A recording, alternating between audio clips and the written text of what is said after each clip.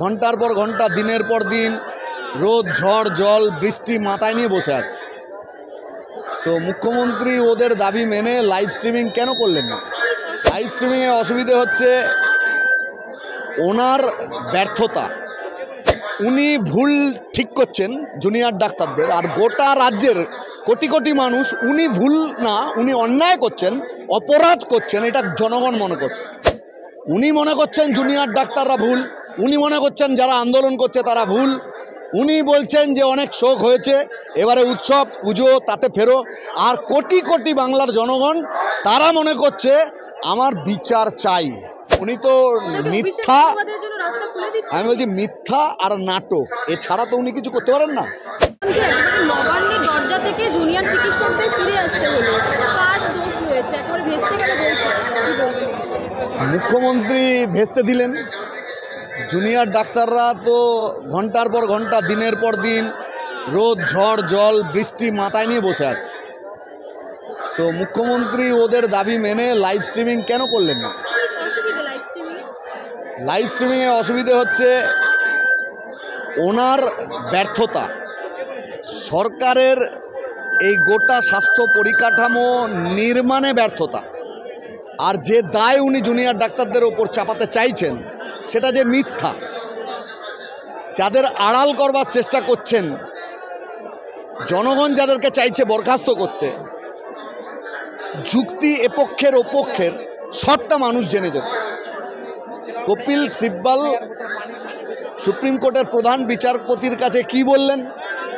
রাজ্যের শেখানো বয়ান যে 23 জন রোগীর মৃত্যু হয়েছে বিনা চিকিৎসায়, তার জন্য দায়ীকে এই জুনিয়র ডাক্তাররা। এই জলজন্ত মিথ্যা কথা বলতে উনি ওনাদের অভিভাবক সম নিজেকে বললেন তাই, অথচ তিনি যে আচরণ করলেন, এই আচরণটা কি অভিভাবকের মতো না শত্রুস্থানীয়, ওদের ক্ষতিকারক ভূমিকা গ্রহণকারী একজন স্বৈরাচারী শাসকের মতো উনি তাই করেছেন? তাহলে ওর মিথ্যাচার। 92,000 চিকিৎসক আছেন আর 7,000 জুনিয়র ডাক্তার, গোটা স্বাস্থ্য ব্যবস্থা ভেঙে পড়তে পারে 7,000-এর জন্য, অথচ কেউ ফেরত যায়নি। এই সবটাই যদি লাইভ স্ট্রিমিং হতো তাহলে মানুষ জুনিয়র ডাক্তারদের যুক্তি শুনতেন, তথ্য শুনতেন, আর উল্টো দিকে সরকারের কি বক্তব্য তা জানা যেত। কালকে বলতে শোনা গেল মুখ্যমন্ত্রীকে যে তিনি যেহেতু বড় অভিভাবক হিসেবে জুনিয়র ডাক্তারদের যে ভুল তিনি ক্ষমা করে দিচ্ছেন। কিসের ক্ষমা? উনি ভুল ঠিক করছেন জুনিয়র ডাক্তারদের, আর গোটা রাজ্যের কোটি কোটি মানুষ উনি ভুল না, উনি অন্যায় করছেন, অপরাধ করছেন, এটা জনগণ মনে করছে। উনি মনে করছেন জুনিয়র ডাক্তাররা ভুল, উনি মনে করছেন যারা আন্দোলন করছে তারা ভুল। উনি বলছেন যে অনেক শোক হয়েছে, এবারে উৎসব পুজো তাতে ফেরো।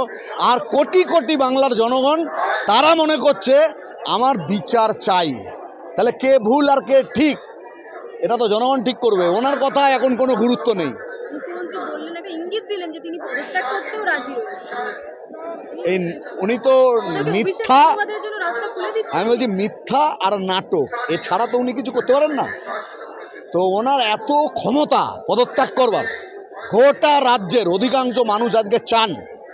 স্বাস্থ্য দপ্তরের দুর্নীতির প্রধান নেতা হচ্ছে কালীঘাট নবান্ন 14 তলায় বসা মুখ্যমন্ত্রী নিজে। পুলিশ ধর্ষক খুনিদের আড়াল করছে। বাংলা হান্টের আরো খবর দেখতে নজর রাখুন। বাংলা খবর মানেই বাংলা হান্ট।